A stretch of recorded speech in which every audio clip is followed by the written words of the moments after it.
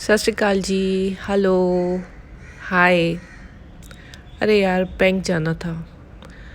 Bank कैसे जाऊँ? बहुत सारी टर्म्स तो मुझे वहाँ समझ ही नहीं आती।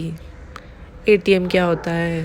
अरे अगर लोन लेना है तो कैसे, क्या बातें होती हैं, क्या टर्म्स यूज़ होती हैं, पता ही नहीं।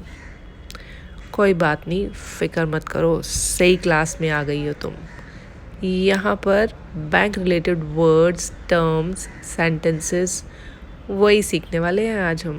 बैठ जाओ, तुम भी सीखना। Hi everyone, welcome to the channel. तो आज बैंक रिलेटेड वर्ड्स, टर्म्स सीखेंगे। Let's get started.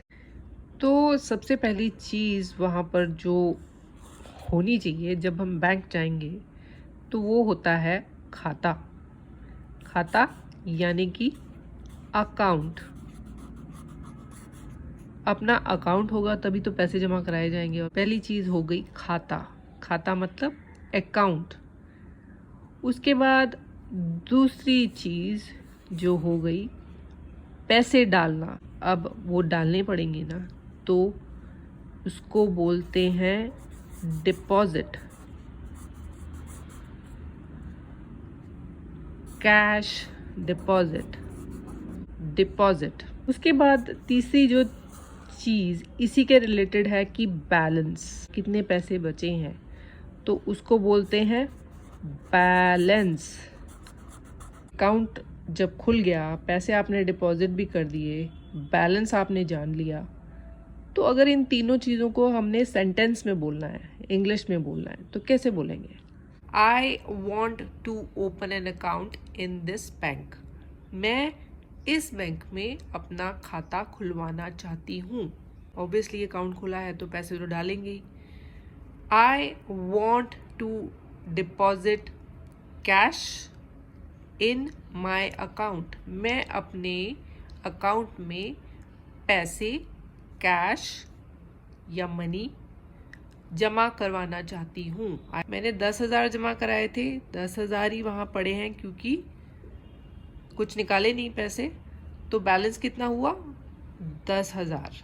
I have 10,000 rupees balance in my account. अब पैसे थोड़े निकाल लिए, तो पैसे निकालने को क्या बोलेंगे? Withdraw. Withdraw. I want to withdraw 5,000 rupees from my account.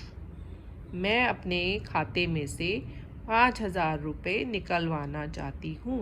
Account जो इटसेल्फ होता है वो होता है दो तरह का। आगे बढ़ने से पहले आपको ये भी पता होना चाहिए, एक होता है करंट अकाउंट और दूसरा होता है savings account.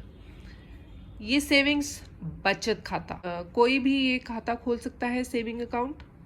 Whereas current account वो खोल सकते हैं जो एक रजिस्टर्ड कंपनी जिनकी हो, बिजनेस के लिए जो खोली हो, वो अपने बिजनेस के नाम पे ये अकाउंट खोल सकते हैं, सिर्फ रजिस्टर्ड कंपनीज वाले।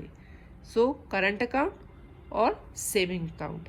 नेक्स्ट टर्म पर जाने से पहले इन्हीं से रिलेटेड एक वर्ड और है, वो है स्लिप। हमें एक स्लिप लगती है, जो स्लिप हमें लेकर, वहाँ बैंक से ही मिलती है, वो स्लिप लेकर हमें भरनी पड़ती है।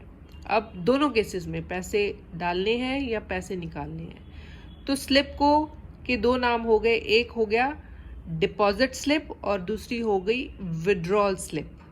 बहुत बार चेक बुक में से चेक साइन करके दे देते हैं हम, और वो उतना कैश चेक डिपॉजिट कराते हैं और उतने पैसे हमें विड्रॉ हो जाते हैं। चेक भरा जाता है और उससे पैसे विड्रॉ हो जाते हैं।